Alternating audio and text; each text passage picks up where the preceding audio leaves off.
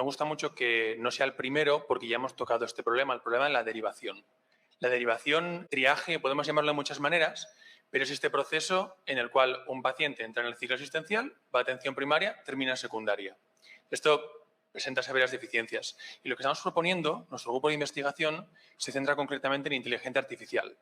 Entonces, os voy a explicar un poco cómo, usando algoritmos de aprendizaje profundo o deep learning, estamos consiguiendo hacer un impacto significativo en este problema que afecta a muchas personas. Entonces, este es el problema que queremos solucionar. El problema de la derivación en dermatología. Este es el foco de hoy. Si nos interesa esto, nos interesa lo que voy a decir a continuación, así que podéis desconectar. Pero si creéis que hay un problema aquí, igual que nosotros, tal vez diga algo que os parezca interesante. Me baso en estudios muy similares a los que ya hemos mencionado, que es la escasez de dermatólogos que hay en España. Esto nadie lo contesta. Voy a aportar que la formación que tienen los médicos de atención primaria en dermatología es muy escasa. Según el plan de estudios, es de un mes. Entonces, yo creo que nadie espera que un médico de atención primaria, antes hemos visto con el caso de las enfermeras, nadie espera que el médico de atención primaria sea experto en derivar o que tenga una especificidad alta en su proceso de derivación. Y hemos hablado de listas de espera muy altas. Estas cifras, por supuesto, son de antes de la pandemia.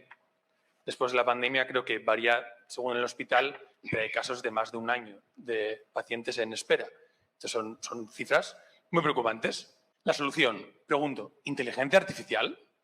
Y lo pregunto honestamente porque ha habido mucho foco ya por años en inteligencia artificial y a veces que sorprende y a veces que decepciona. Entonces, quería dejar esto claro desde el principio. ¿Qué sabemos de la inteligencia artificial?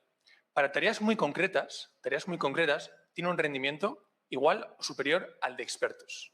Nunca podrá hacer toda la amalgama de cosas que hace un dermatólogo y tiene muchas aplicaciones. Evidentemente, puede valer para un diagnóstico de malignidad, puede valer para inflamatorias. Sin embargo, muchos de esos algoritmos casi se quedan en la academia y carecen de un uso práctico. Es decir, son equipos que han cogido un dataset, han establecido un problema, lo han tratado de resolver sin realmente pensar en cómo se implementaría esto en el día a día o si realmente la pregunta que les guiaba solucionaba el problema.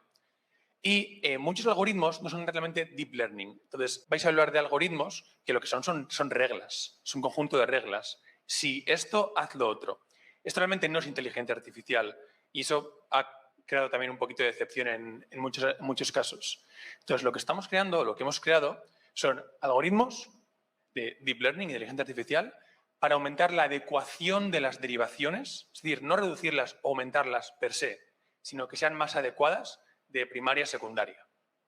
Y esto es, por supuesto, algo que está pensado para ser integrado en las historias clínicas de los hospitales. No, nadie quiere un algoritmo que no puede utilizar de forma cómoda. Esto es parte de la premisa.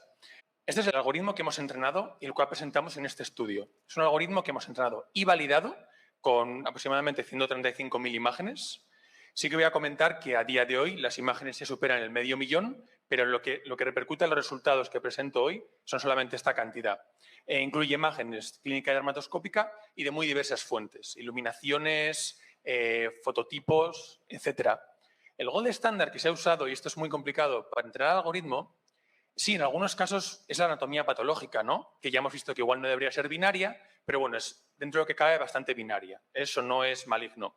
Sin embargo, hay muchos aspectos, como la gravedad de una psoriasis, que el ojo clínico es lo que se utiliza y el rellenado de un PASI tiene una cierta variabilidad intraobservador. Entonces, lo que usamos es un consenso de varios expertos en la patología que etiquetan las imágenes.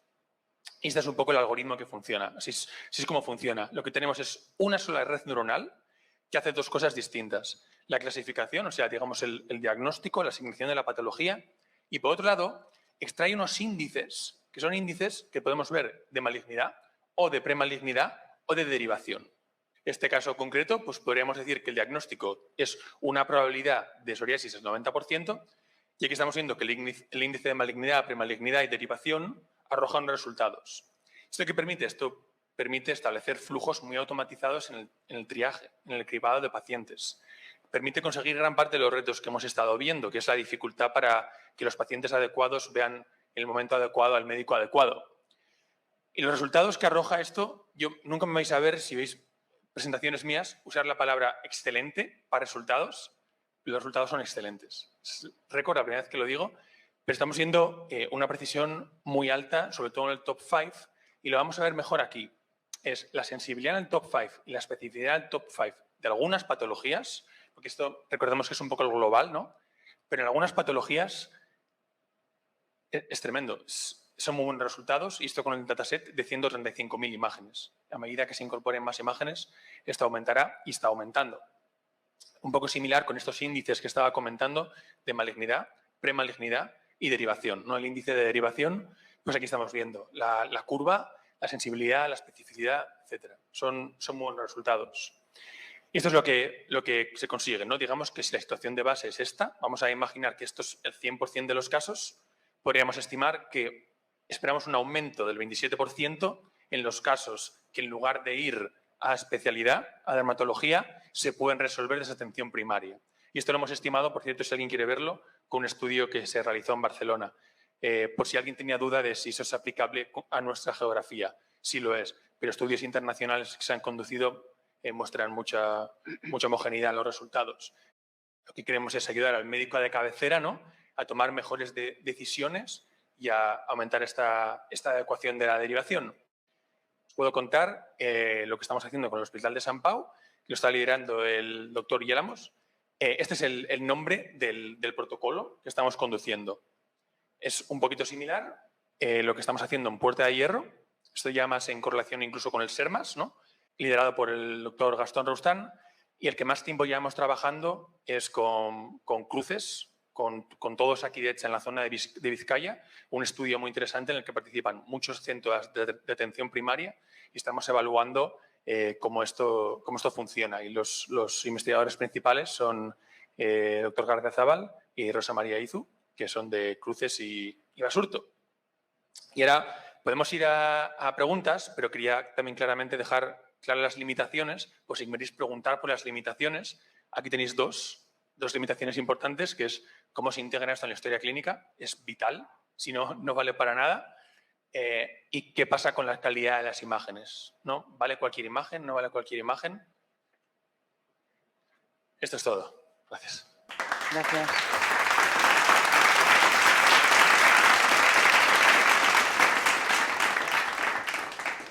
¿Y cómo se integra en la historia clínica?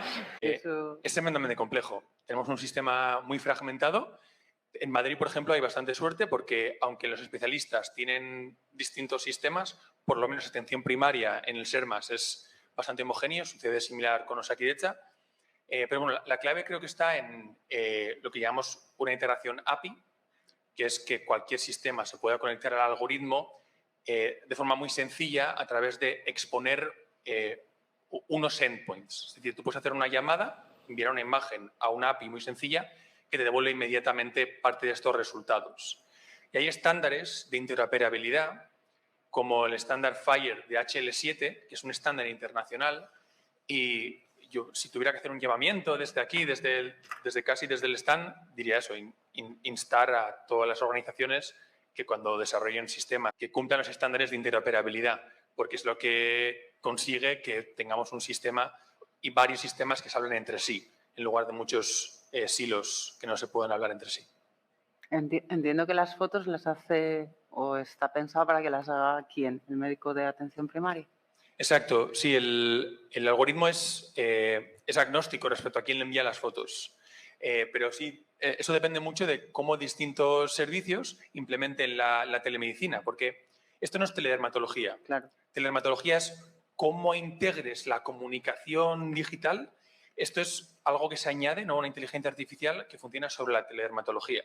Entonces, si tienes un sistema en el que el paciente siempre tiene que ir a atención primaria, pues podría ser perfectamente atención primaria quien haga esto. Podría haber un gestor de casos en centros más ambulatorios o podrían ser directamente los pacientes, como nos ha comentado Elena, que ellos dan esta autonomía a los pacientes crónicos.